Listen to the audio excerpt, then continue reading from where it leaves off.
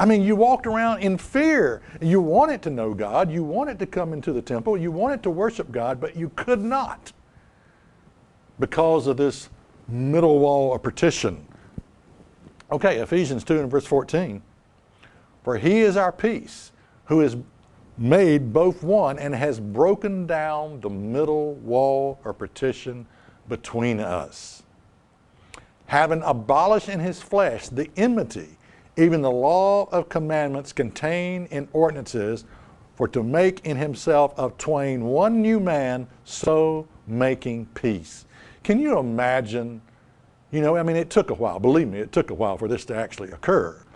But for people to finally realize that they can come into a relationship with God without being in fear of the Jews of the day, you know, no more separation, no more division, no more exclusivism between Jew and Gentile.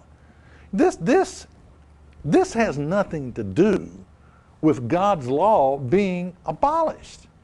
I mean, how can a person, it's like we are hell-bent. Some Christians are hell-bent to find a scripture that somehow fits their pea-brain mind, their theology, and they've got to prove somehow, some way that the law's been abolished, that the Ten Commandments have been abolished and we don't have to keep them.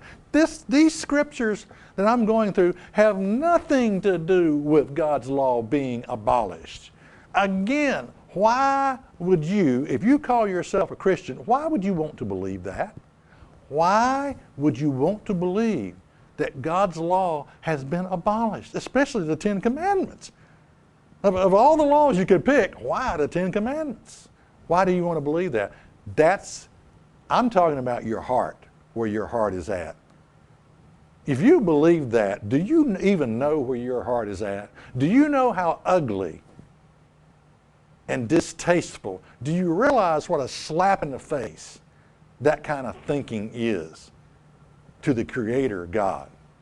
These verses that people proof text and take out of context and try to say that we don't have to keep the law and we're not under the law, it has nothing to do with the Ten Commandments, the law of God being abolished. Absolutely nothing.